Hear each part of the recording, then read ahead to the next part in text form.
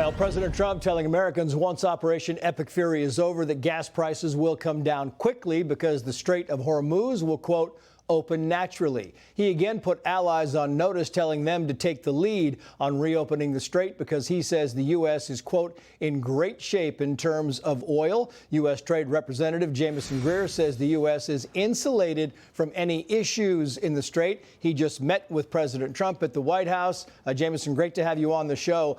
Were you surprised? Because a lot of people were when the president came out last night and told other countries, you should be buying your oil and gas from the United States.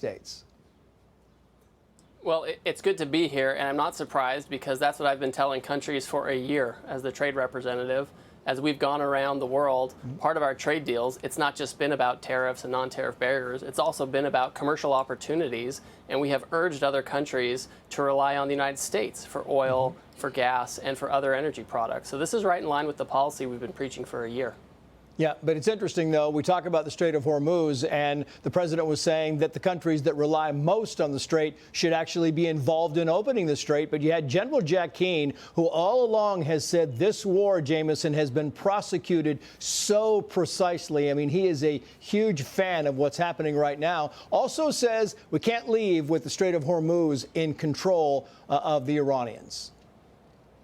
Well, I'll let Pete and others speak to the military element of that. Obviously, we don't think we want to have Iran in control of that or anything else. The president and his team have been really focused on their core objectives for this war to, degrade their ballistic missile capability, eliminate the possibility they could have a nuclear weapon, and a variety of other objectives. Right. And they're pursuing those with all haste. Yeah, I know you're not a military analyst, so I want to move on because it is Liberation Day, right? It is 1 year since Liberation Day, and I mean, according to the left, this was the day that the sky was falling, everything was going wrong, and here we are a year later. I want to put this Pew Research poll up there, talking about, are you confident that President Trump can make good decisions on U.S. trade policy? Yes, 41%, no, 59%, but you have said again and again that you think that this is a huge step for the United States of America. Well, Trace, it's not what I think, it's what the facts show. When you look over the past year, manufacturing productivity has gone up to the highest level it's ever been.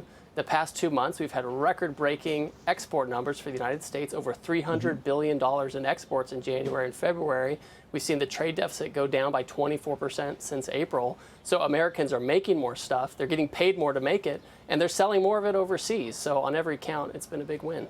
I wonder if you think the rise in gas prices, Jamieson, is more emotional than physical. I mean, you tend to see this in the stock market quite a bit. This emotion of it just goes up and then it comes down, and nobody knows really why. Same with gas prices. I mean, we've got plenty of oil in the United States, and yet they're going up. They're kind of fluctuating. What do you think about that?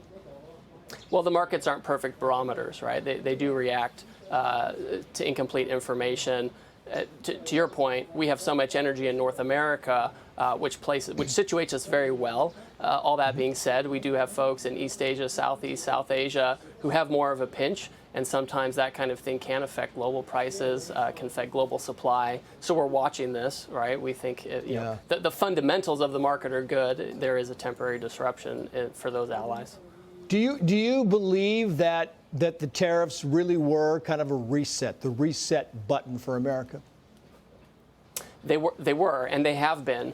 For a long time, the way it worked is America had very low tariffs, and everyone else had high tariffs or non-tariff barriers on us. And over the past year, the president has flipped the script. We've gone around the world, and we've been able to reach agreements where countries agree that we can have a higher tariff on them, anywhere from 10 to 20% or higher, and in return they put their tariffs down for us, so they can maintain access to the U.S. market, which is the big prize. So that's a total reversal of what we've been doing over the past 30 years, and it's a big deal, and it's a big win for American workers in particular, whose jobs are protected. Jamieson Greer, great to have you on. Thank you, sir. Thank you. Be sure to like and subscribe for all the Fox News latest on YouTube, and catch full shows streaming now on Fox One.